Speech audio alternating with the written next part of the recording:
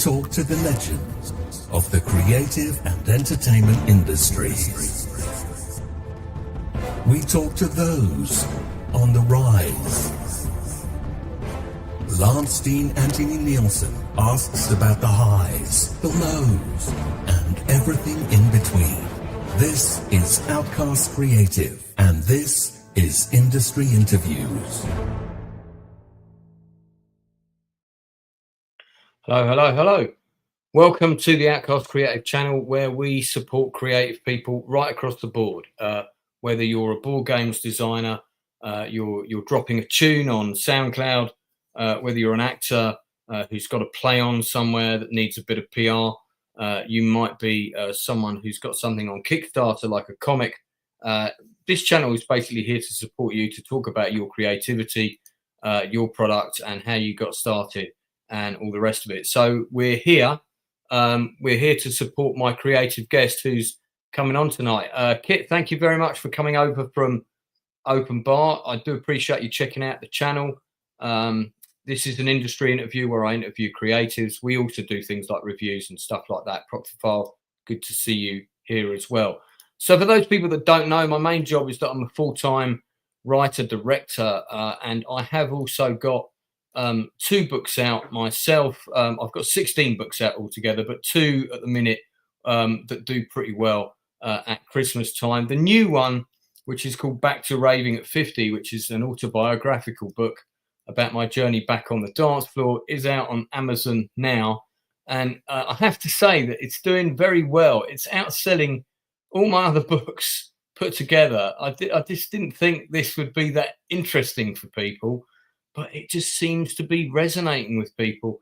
I think it's because a lot of people have been through hard times and finding any way to kind of, combat mental health, depression, stuff like that. This is something that people relate to, I guess. So if you're interested in that, I'll drop you the link in for it there. My other book, Silver Screen Journeys, which is possibly more interesting for YouTubers, is about 125 times I went to the cinema and how those films impacted me. That's also available now on Amazon, and has also done very well and has really nice reviews. So if you're one of the people that left one of those reviews, thank you very much. But today I have a relatively new author. He's done a couple of books. The latest one, VERMIN, of which is out now. It's out on Amazon. I'm going to be dropping this link in throughout the interview. Going to be putting it in now. Bryan Jones has written a book called VERMIN. This is his second novel. It's all pretty sort of action orientated, as you can probably tell from the cover. But don't listen to me rattle on about it. We're going to bring in the author himself, Bryan Jones, to talk all about the book. So here we are. Bryan, welcome to the Outcast Creative channel, mate. It's good to have you here. Thank you. Well, VERMIN's the first book. VERMIN is the first book. Sorry, I thought it was the latest one. The latest one is called Hath No Fury, which is kind of a more kind of a dark romance novel. It's got a female lead. It's a little more emotionally charged than VERMIN. That's also on Amazon as well now. Yes, they're both on Amazon. Could you just hold that up to the camera a little bit closer so we can just? Yeah. Okay. So if you're all right, I'll find the link for that as well. Very good. Okay. Before we get into talking about your 2 books, and we'll talk about both of them, I'm going to ask you some quick fire questions. There's no right or wrong answer to these. Oh, by the way, I noticed that Hath No Fury's got a slightly different cover on Amazon, but it is your book because it's got your name on it. This one here. Yes. There we go. My publisher, Wicker Hill, changed it. They made the cover for both books. Okay. All right. Well, we'll get into the world of publishers and covers and all the rest of those delightful topics that us writers have to deal with shortly. But I'm going to do some quick fire questions first. There's no right or wrong answers to these. It literally is the first answer that comes into your head. This is the first question I always ask every guest. What was the first movie that you ever went to see at the cinema as a kid? I can't remember the chronological order in which they were released, but the one that I remember is Never Ending Story in 1984. No, that was just before I started working at the cinema. I saw that at the cinema for sure. I would have been 7 at the time. Right. Okay. And what was the last thing that you paid to see on the big screen? The Expendables 4. Oh, yeah. Did you regret that? No, not really. I mean, it was what I expected. I like easy action. Is that the one set in Eastern Europe where the guy's bombing around on the motorbike and absolutely everybody's shooting at him and he never gets hit? No. This one was mostly on a ship. I don't think I've seen the fourth one. I think it must be the third one. Must be the last one. And part of it's set on a train. I think the third one. Anyway, okay, I digress. What was the first book that you ever remember reading? I'm trying to remember. I think it was in the 3rd grade, a book called Ralph S. Mouse, which was basically the story of a mouse that lived in a kid's in an apartment with a kid and his mom. It was a really, really long time ago, and I don't remember the details, but that's the earliest one I can recall reading. Okay. What about the last book that you read? It was probably something I've read multiple times, was the book Anthem, because the first time I read it in high school, it was very, very difficult to understand because of the way it was written with collective pronouns throughout the whole book. And I had to go through multiple times reading it to really understand what Rand was going for, with the fact that everything was us and we, but it was only one person talking. But that's the way that this dystopia had evolved into. And I always thought it was really powerful, the message that it was conveying. Did you have a book that you first picked up when you were younger that made you think, actually, I'd quite like to write something like this one day? Was there one that would come under that? Not really. I really don't. Personally, for me, fiction, I prefer to read biographies and books of essays. Okay.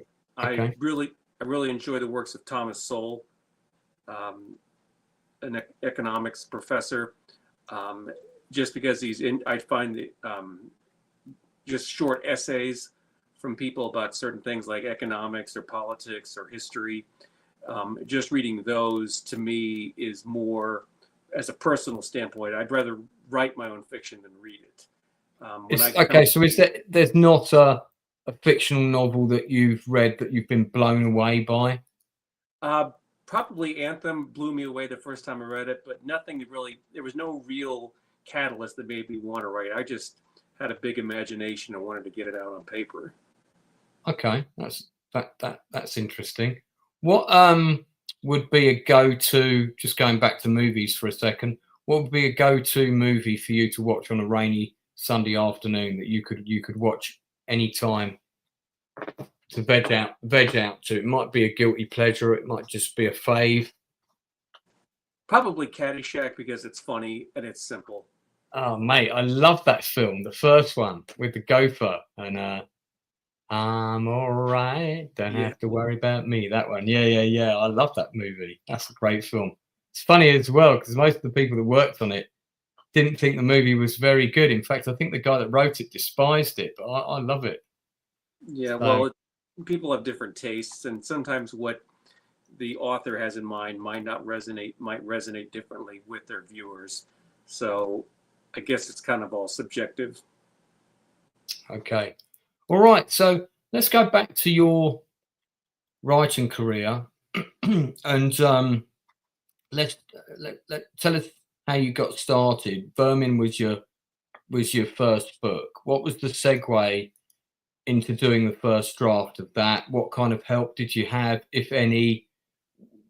Did the publisher come later, or did you go looking for a publisher first with the idea? Just talk us through that. I've had the idea in my head for a while. As a kid and as a teenager, I wrote as like a hobby, just something to do, and I enjoyed it. Never anything I took seriously. I majored in university in English literature, but I never thought that I could write as anything for any kind of financial benefits or anything anybody would take seriously. But over the years, when I've looked at how entertainment in general has just become so stagnant, and being a fan of the Drinker and comic book artist Eric July, they've kind of and Razor Fist. Razor Fist had a video where he said, "Don't complain about the culture, become it." So he's basically saying that if you don't like the entertainment that's available, then go and make your own. I'm thinking, well, I might want to do this. I mean, no harm trying. So I came up with that. I've had this idea for the book Vermin in my head for a while. I was like, well, why not try it? So I put out the rough draft on the Drinker's page, and my editor, my current publisher, messaged me, and he said, okay, well, let me see what you got. And I gave it to him, and he went over it, and I worked with him to get it published, and it's gotten some good reviews. I've had people from all over the country buy copies. I have a friend in Canada who bought a copy, and they've left, it's so far gotten pretty good reviews on Amazon. Yeah, so this was published in July of this year, so we're talking pretty recently. Yes. You've got 7 reviews thus far. I'll read the top one here. Captivating story narrated with high definition imagery, though a little violent at certain moments. That sounds fine to me. Relays message of friendship, loyalty and duty among some Gulf War veterans and some others in their cycle when they are back in the civilian world. This book would be great for anyone who enjoys some of the law or military themed stories of the 1980s and 90s. Think Cobra with Sylvester Stallone, only with more military camaraderie. I remember that film well. Full of action and spiced throughout with some hilarious banter and quips, as well as thoughtful reflections of the characters. With the descriptive language of the book, you can almost see the scenes in your head as they play out. I'm not sure who I would have cast as the main character, Hector, but Shane Paddy I definitely would have seen as Roddy Piper. I met Roddy Piper. Enjoyable read. So that's a great review, that one. And a pretty good one to kind of have at the top of this fairly complimentary stack here. So is it a kind of post-war guys come back from the Middle East and get involved in local escapades kind of thing? Yeah, they're people that fought in the Iraq War in the early 2000s, and they came back and they got jobs together as bail bondsmen, and one of them has a side job as a exterminator. And that's where the title Vermin comes in, because the main character, he sprays for pests and he also hunts fugitives. So it kind of falls into that whole cliche that the most deadliest animal is man. Yeah, but I kind of like that. I mean, it does sound like, again, from the review and also your description that you've got here, it sounds quite filmic. And you were visualizing it in that way when you were writing it. Is that fair? Yes, I was. I wanted to pace it and edit it exactly as if I was watching a movie in my head. Right. And how many pages is the novel? It is. Check here. It's not that many.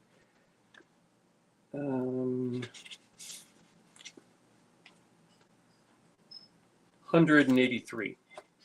Okay, yes, that's a pretty lean. You probably, a dedicated reader could probably get through that in a week and a half tops, I would think, if they applied themselves. Because I'm reading a novel at the minute. It's in my bag. I've got it to hand. and I only read when I travel. So I read on the bus, I read on the subway, as you guys call it. We call it the tube.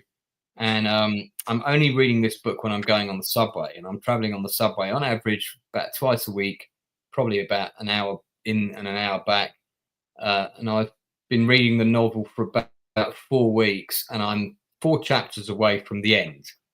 So if I'd sat down and read it solidly every day, I would have read it in a week easy. It's a very good book, keeping me gripped. So how did you?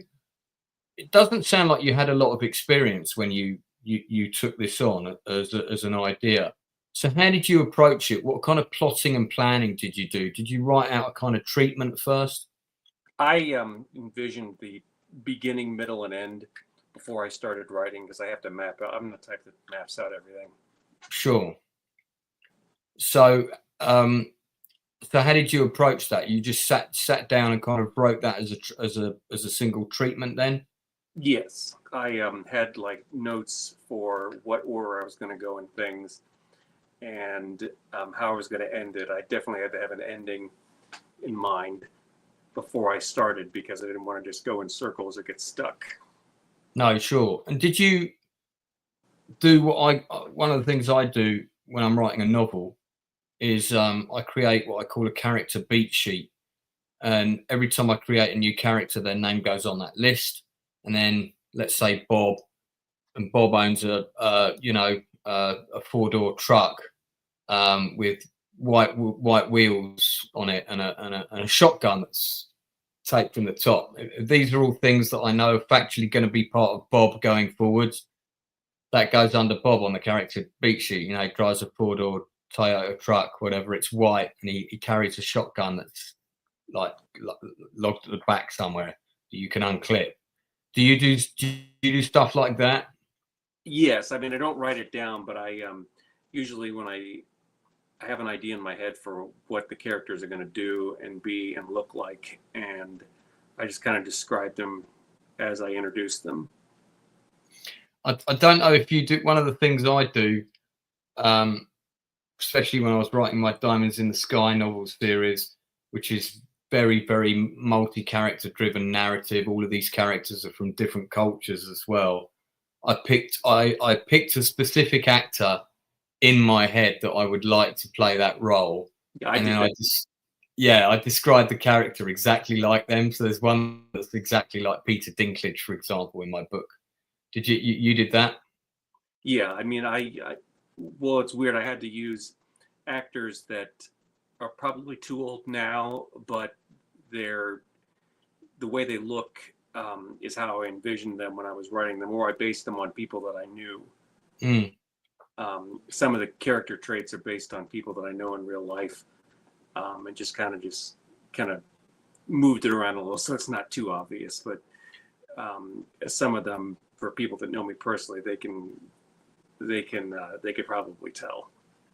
So what sort of writing experience did you have before this? Because obviously, you know, you did this in July, so you came to this pretty late in life. So did you have any overlap with your day job or whatever you did growing up? Well, I wrote for my school newspaper when I was in college, and I did major in English. I've written stuff on and off ever since I was a kid. Like, I would have stuff that would make like 20 pages worth of short stories, but I didn't save any of it. I grew up in an era when, you know, people didn't have that good of computers. Cool. But I always had like stuff in my mind for what I wanted to get out. And when I realized that people were starved for original ideas, I figured, you know, why not give it a try? It's kind of a, you know, I'll be 50 next year, so I figure, you know, it's not too late yet, so just go ahead and try. You got nothing to lose. If they don't like it, then, you know. Dude, you're younger than me. But I mean, I wrote my first novel in 2017, so I was in my early 40s when I did that. But you know, I think there's a lot of people out there that say, "Oh, I'm going to write a book one day," and I mean, now it's so accessible. You can, as you have proven, write a book within a year or less even, and then it can be for sale on Amazon, you know, professionally produced, etc., with a decent cover and all the rest of it.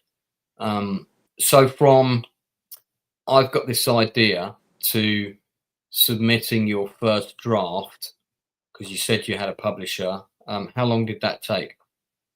About a month and a half. So you did the first draft in 6 weeks? Yeah. So was that your sole full-time job during that period? Yeah. Yeah, okay. I can see that. I've done a draft in 6 weeks before. So if that's the only job you have to do and you haven't got too many distractions, 6 weeks is definitely possible. Yeah, I mean, sure. I have a full-time job, but you know, I would do this during breaks and, you know, at night when I'm not working, or on weekends, or even in the car when I'm as a passenger. I'll be just jotting stuff down or filling stuff in. And the nice thing about this is it's fun. So to me, it's not. I don't think I'd be happy if this was like my full job, because it's. I don't want to diminish what I'm doing, but I like to view it as a hobby, because if you're not having a good time, then what's the point? You know, I look at this the same way people look at, say, golf. You know, it's something that you do because you want to do it, not because you have to do it. Yeah, I understand. But it's fun because it's not your full-time job, and also you haven't got that pressure, I suppose, as well. That's true. I mean, nobody's yet demanding books from me. Hopefully it gets to that point, but you know. Well, so I mean, it sounds like the sort of book that my kind of friends would like to read. It sounds like it's not a million miles away from the. Obviously, maybe you've read some of the Critical Drinkers novels. I don't know, Wil's actual franchise. I've never read his novels, but I'm a huge fan of him personally. I've got Redemption here. This is his first one, and his Ryan Drake series, which is kind of a Jason Bourne type thing. You know, kind of high stakes action. James Bond meets Bourne, more Bourne than Bond, and pretty good. I mean, you know, he's a pretty good writer, as you would expect.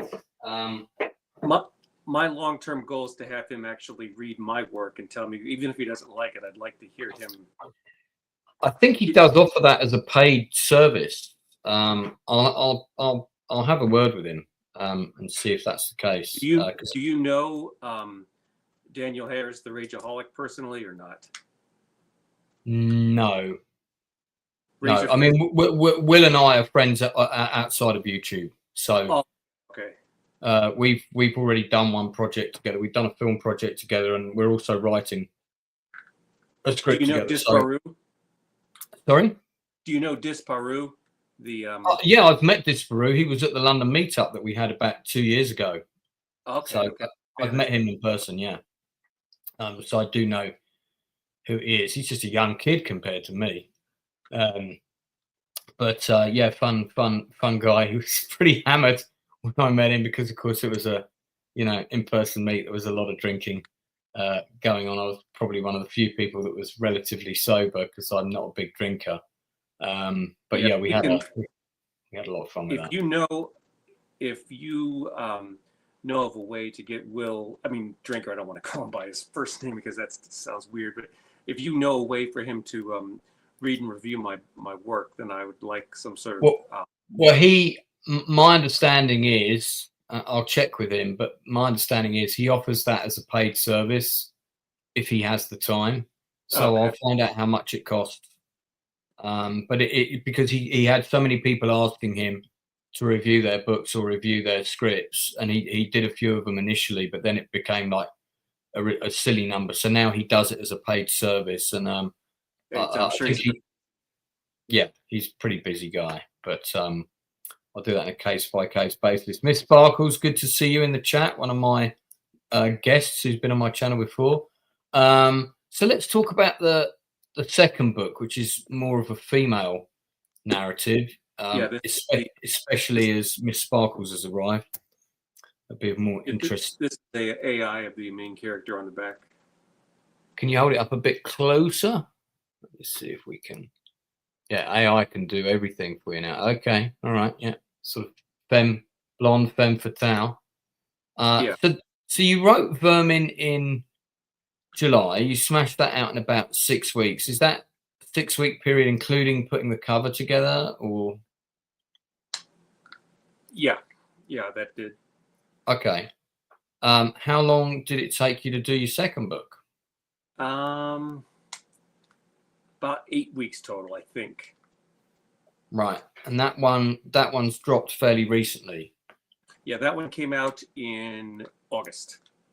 Okay. August. So tell us about that. This woman is a fashion designer that doesn't want to accept the advances of her very unscrupulous fashion designer boss. And he ends up stabbing her and throwing her overboard a yacht into the ocean. And as you do.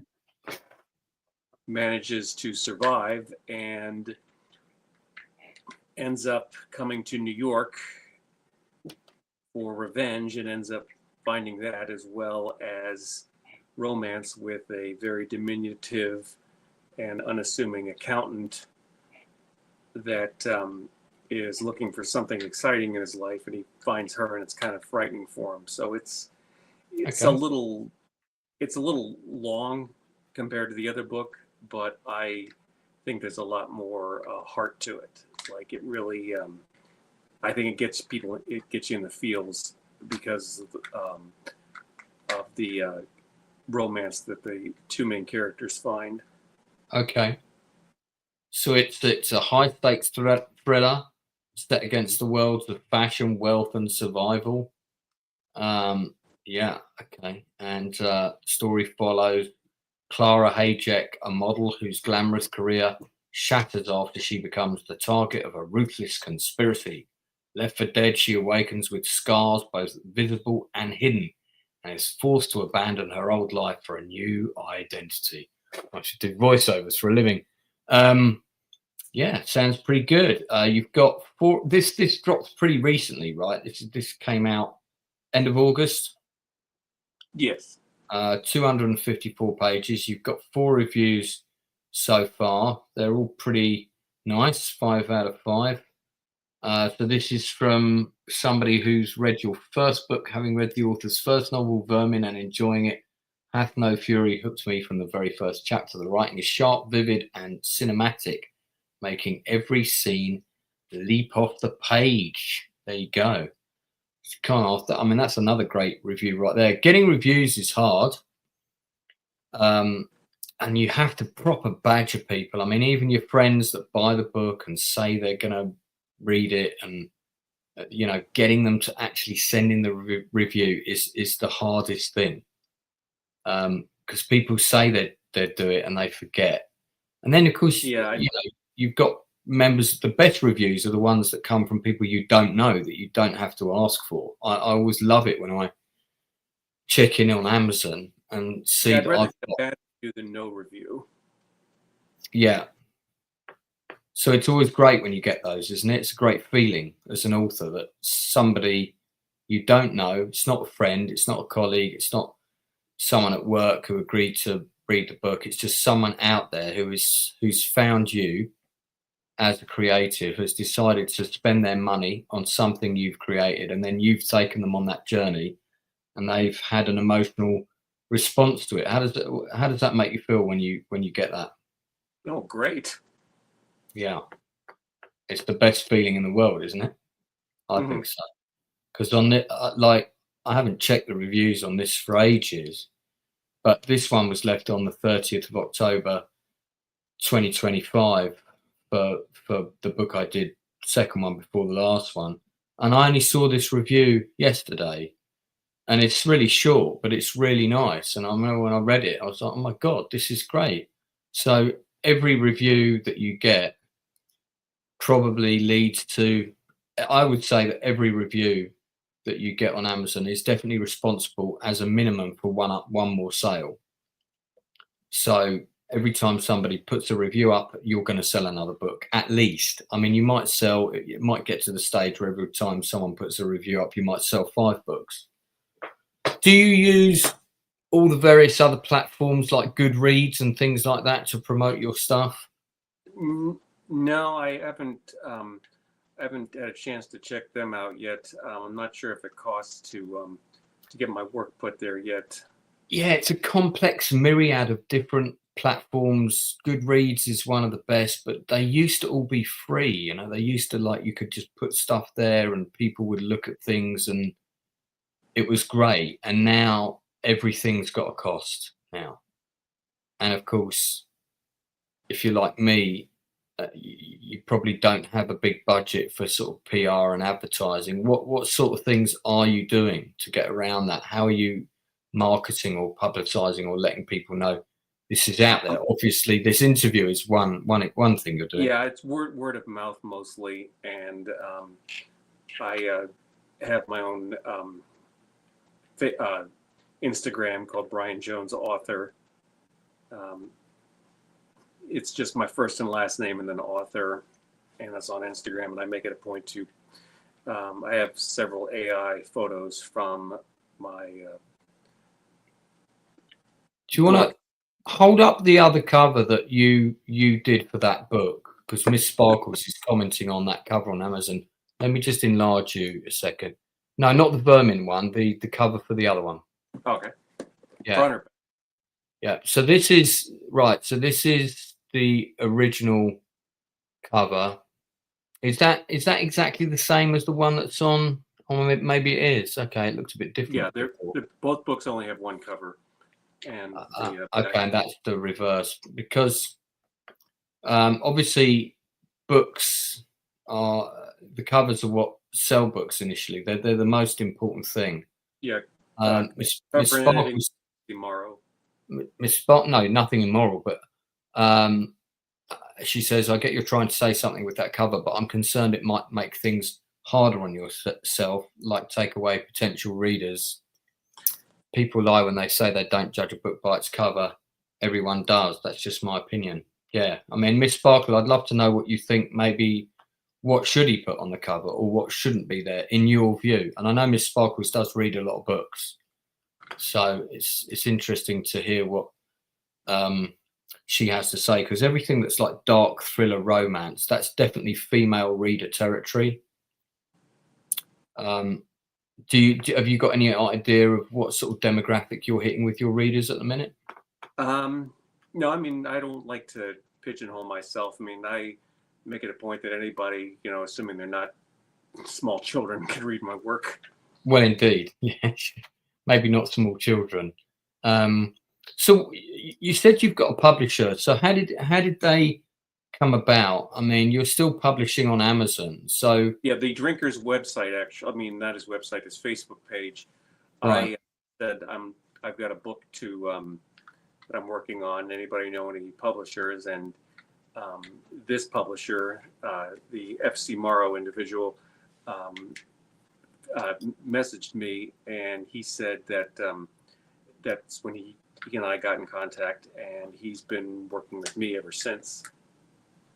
And I mean, so what's the setup there? Because you're publishing on Amazon and also publishing through this person's publishing house, or how does that work? I'm going through his publishing house. It's called get the exact Marrow House Publishing, right? Yes. So if we have a look at their website, here they are. Sorry, I wasn't more clear with that. I'm not. No, that's fine. So, okay, so you submitted your manuscript to him, and he works with getting it, getting my stuff out there. And how's that working in terms of sales? Are you seeing a significant number, for example? Not too much yet, because I'm not a name yet. I'm just some guy. So right. I have to put out more work. Right. And what I mean, okay, so this guy's got a website, but I mean, he's not at the level where he's going to get your book into airports and stuff like that, presumably. Do you know? Okay. It's kind of a thing where we just kind of met by chance, and it's kind of worked out well for both of us. Okay. So essentially, he's getting you more exposure online, predominantly. Yes. In the online marketing arena. Yeah, okay. It's just basically getting my foot in the door. I mean, I'm not famous or anything, but it's a start. Okay, fair enough. So click here to get all of my books. Okay, so I mean, presumably FC Morrow is a writer as well, I'm guessing. Yes. Okay, all right. So you've written 2 books already. What's the next one? It's a comedy called The Low Bar, which I'm working on with him right now. If you go to my Instagram account, it will. It has the cover on it. Okay, I'll see if I can get that up. Is it the same name on Instagram, I'm guessing? Yes. Okay. And what's it about? Basically, this person is having a bachelor party at a very disreputable bar, and at the same time, there is a undercover FBI agent that is tracking somebody to this same bar, and the bar itself is run by some a very inept mafia family that is not very good at hiding the illegal stuff they're doing. So it's basically 3 plot lines converging together, and it's just a lot of silliness. And okay, I think that writing it has been the most fun because I can really cut loose with humor, and I put in stuff in there that I think is funny. I mean, readers may not agree, but comedy is subjective. well, I guess that'll depend on how well the book sells. But Kit Anders has asked if your books are all in the same universe, or do they're all simply standalone?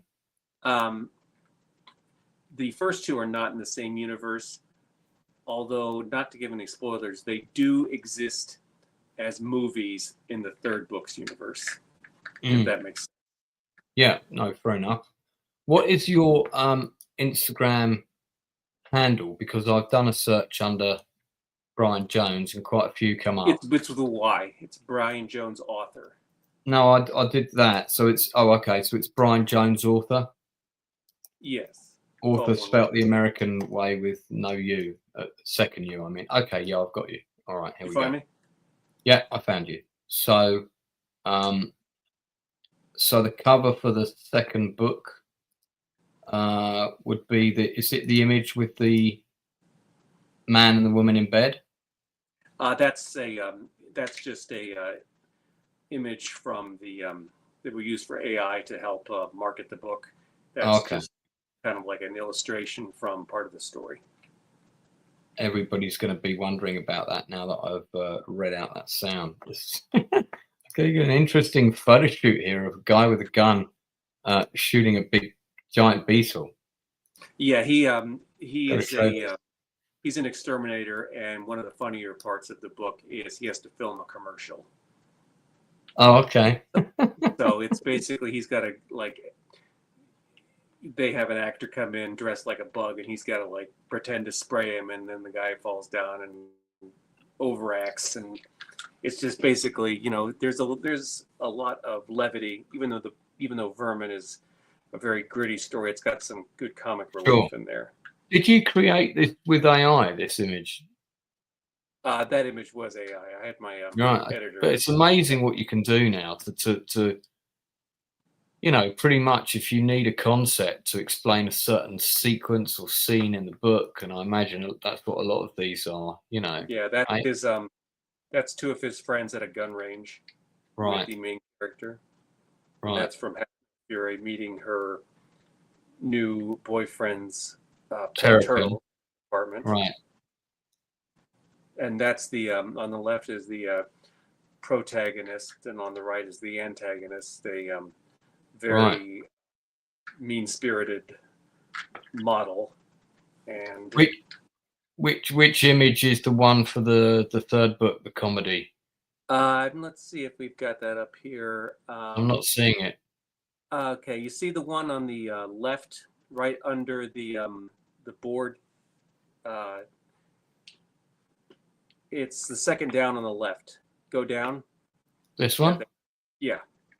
Okay, the low bar. Looking for something new. Okay. And I Okay. think I'm not on my Instagram. If you close that, and I'll I think I've got some up there. I mean, you can put them up here if you're on your computer. No, I'm not. Oh, okay. Yeah, because so you can put stuff up and I can share it. Did you want me to go somewhere else? No, that's fine. But yeah, I don't want to give out too much away for the low bar, but I Sure. think it's going to be. I made it a point to be funny. I also like the technique used in sitcoms where they have an A plot and a B plot, or sometimes even a C plot, and occasionally they will converge in the climax, and that's the motif I went for in this one, where I've got three plots going on simultaneously, and they kind of collide in a mess at the end. Right. Okay.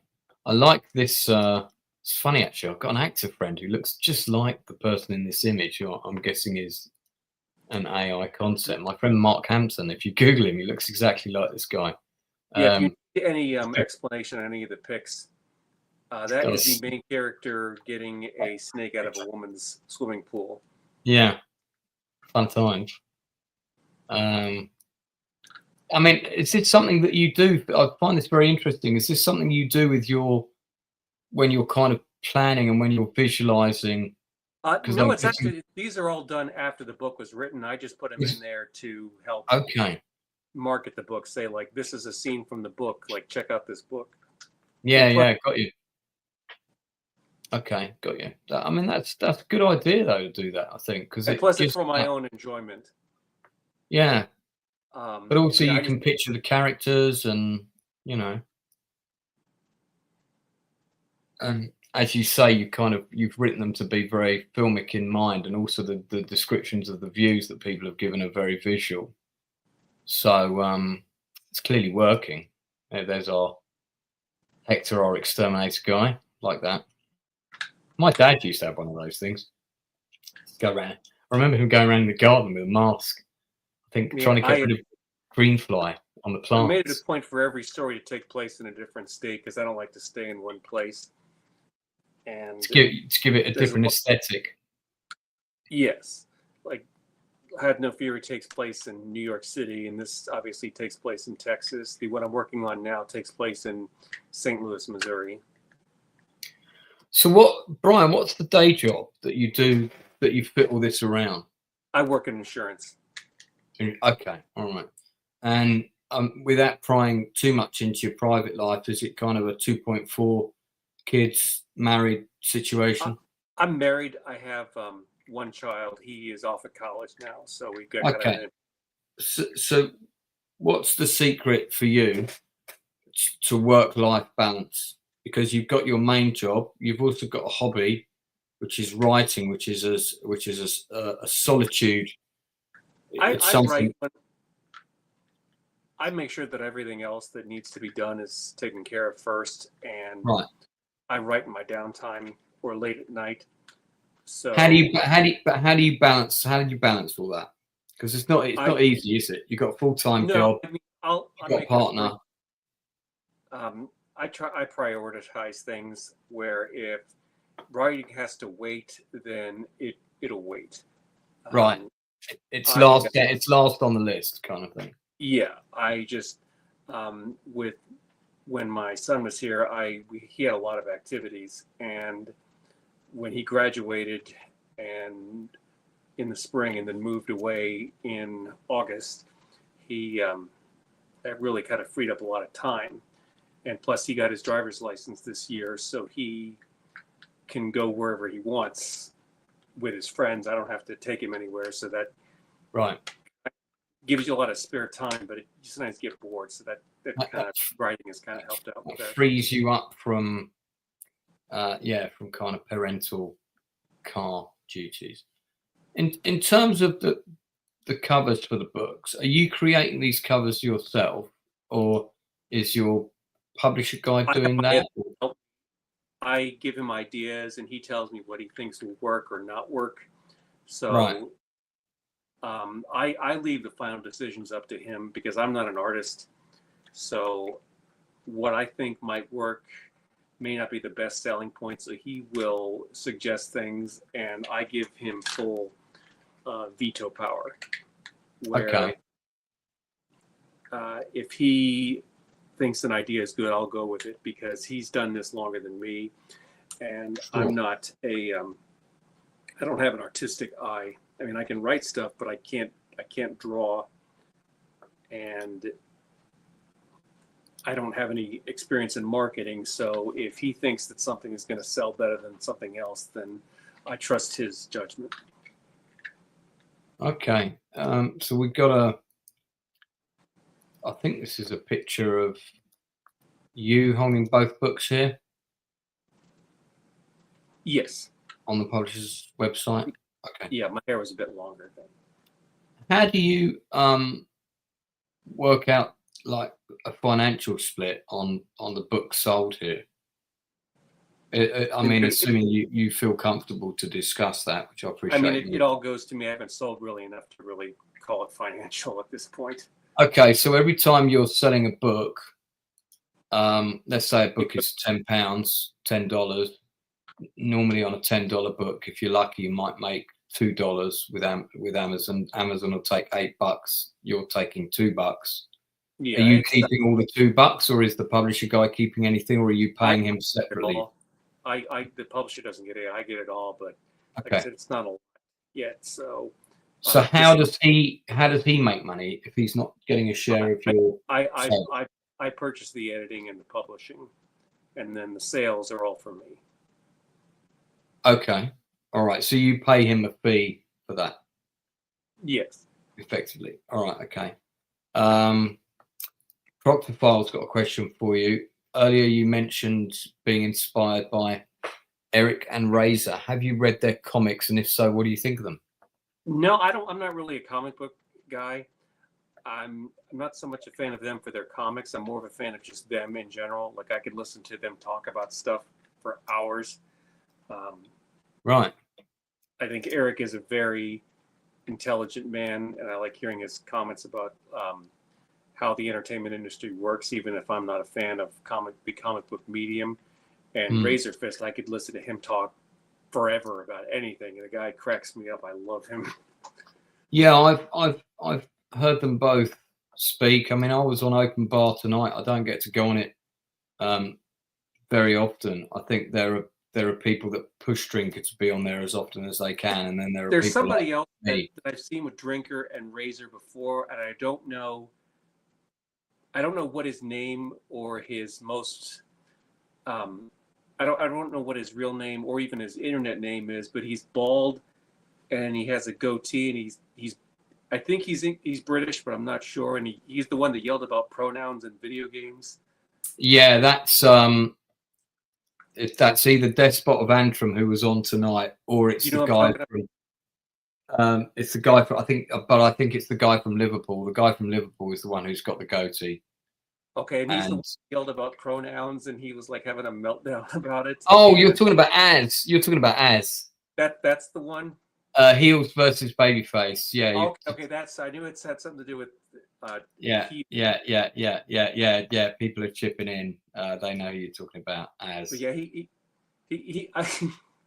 the first time I heard that, I laughed so hard. When I saw him have that meltdown, I thought he was going to have a heart attack and drop dead on a live stream. But he's a funny guy.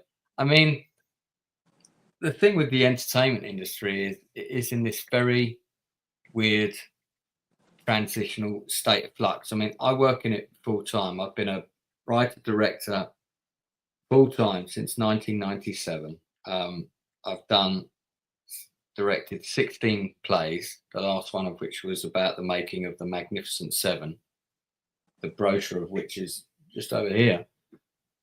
That was a lot of fun. And I've directed 3 feature films, about 7 shorts, but I have also written probably over 50 other screenplays that haven't been made. I've written an entire TV series, 2 seasons, which hasn't been made. And I've written my World War II series, that I've done most of the episodes of that. I've got pitch deck behind me here, TV shows, and I've gone into meetings with, big people. This is a pitch deck for a World War II TV series, which is kind of like a European Band of Brothers. That's the best way to describe it. And this is like second unit stuff that we actually shot for it. So this isn't just like, now you could get AI to create all this stuff. This is back in the day when I actually went out and I did photo shoots for all of this. Wow, that's amazing. So I got all these actors in the World War II gear, and we went out and we shot. Now, if I'm going to create this pitch deck, I can do this pitch deck at home and create it all with AI now. So that's where AI is a huge advantage, because we went out and we did a 2-day shoot for this. There's me standing with a whole load of the tanks that we had. Look, that's so I had all this World War II stuff. I might even be able to show you some footage from some of that. Yeah, my grandfather was won a medal for bravery in World War II. So that's. Where was that? Where was he serving? Something that I wanted. What's that?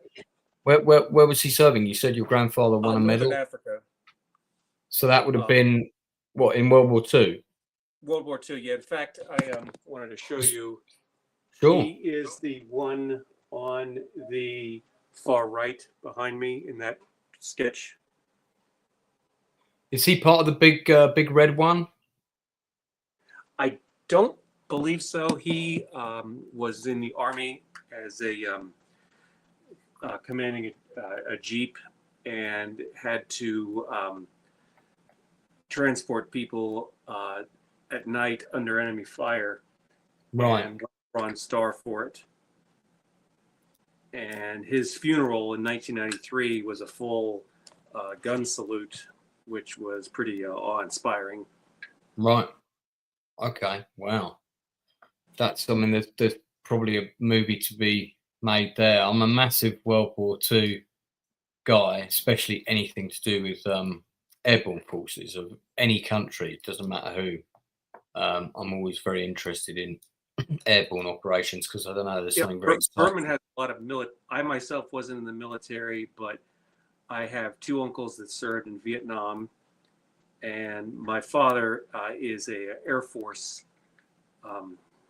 veteran. He wasn't in Vietnam, but he was serving in the Air Force at the time. In fact, I was born overseas on an Air Force base because my father and mother were moved over there. Right, okay. When he was stationed there. So I ended up being born in Germany to U.S. citizens.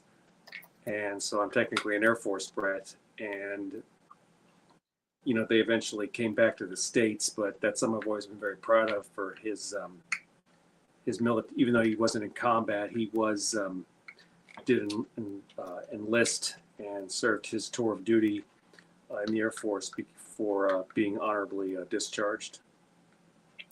Well, it may be that you might lean into that as a narrative one day. You might write a book, sort of World War II, might be partly inspired by your grandfather's exploits or his unit. Who knows? That could be an interesting vein to tap as a creative. So, for the benefit of the people watching who might have just come on, Bryan Jones is a recent author. He's written 2 books already this year, shows no sign of slowing down. They are both available on Amazon now. I think I've got the links already Yeah, I've got a link for Bryan's website down below in the information there. You can go and check that out. But both books are available on Amazon.com. VERMIN and Hath No Fury, both available now. Both getting good reviews. And both of the kind of, they're both quite filmic. They're both quite sort of fast paced. One slightly more action orientated, the other slightly more thriller orientated from a female narrative. But these sound like books that people who like films will enjoy. So if you can support Bryan in any way, or you like reading, please go and check out his website. Order the books off Amazon, and if you do order the book and you read it and you like it, please do leave a review. I can't stress enough. Or even if you don't like it, yeah, any kind of feedback is good. Well, there you are. If you don't like it, you can still leave a review. I mean, all reviews are useful on Amazon. I don't mind. I've never had a review that's oh no, I had one troll come after me with a book with a deliberate trolling review.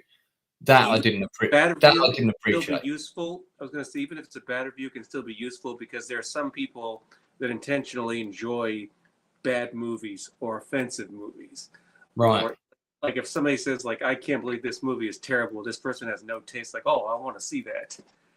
So yeah, okay. I mean, yeah, that doesn't apply in my particular case, but this person just came after me and said this is all historically inaccurate, which in a historical book is not what you want someone to say. And I also know that that's completely untrue. So, you know, you just, any creative, you kind of have to have a bit of a thick skin because people will come after you sometimes just to rubbish you or whatever. But with a fictional novel, it's a little bit different. People can't go, oh, this is historically accurate. They can come at you and say it's badly written or whatever. But you've got several reviews that already compliment you on your writing. So someone that's going to come and say that, it's just going to sound like sour grapes. So this is VERMIN, Bryan's first book. Do check it out on Amazon. And if the books are not to your liking, but you think you know someone who might enjoy them, then please send them the links to check them out. We've all got friends who are big readers. And I'm just going to drop the link for Bryan's first book in the chat again. VERMIN, it's now there. Do please check it out. So Bryan, thanks very much for coming on. We're going to wrap it up there because it's coming to 10 minutes to 1 o'clock in the morning in the UK. And I need to crack off to bed. Do consider yourself a member of the Outcast Creative. If you want to come back at any point and talk to us about your books, that'd be great. Also, if you see I've got a stream coming up, because it sounds like you probably watch a lot of movies from what yeah. So if I've one of the things I'm going to do probably be next year now, and I'm supposed to be doing this with Drinker actually, is we're going to put together a panel and people are going to pick their top 5 action sequences from movies. So that might be something you might want to come on board for. So if you ever see me advertising something and you like the sound of it and you fancy being on the panel, just reach out to me. There won't always be space because I try and keep my panels reasonably small. Not like Friday Night Tights where they've got like 20 people on. I do try and keep them so everybody gets to talk. But if I've ever got something coming up that you like the look of, now you've been on here, you're always welcome to come back, is what I'm saying.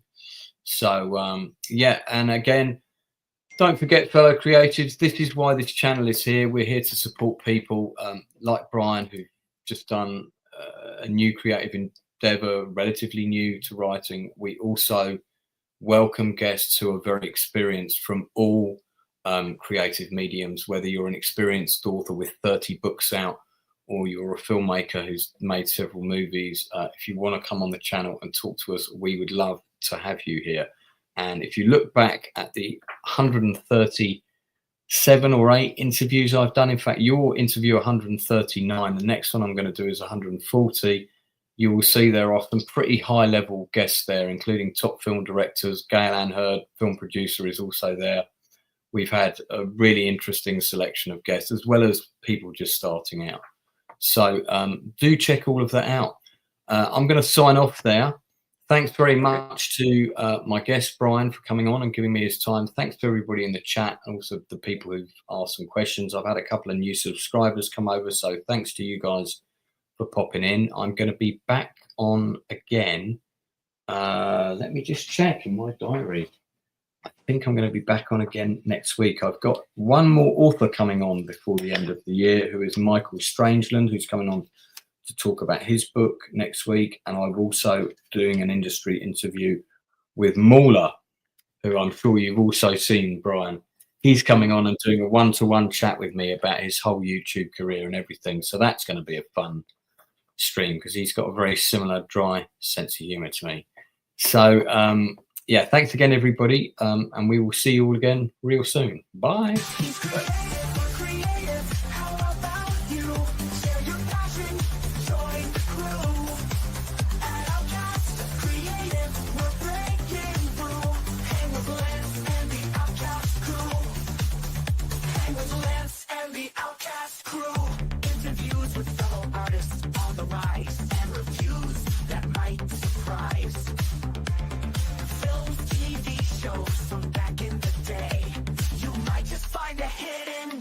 Today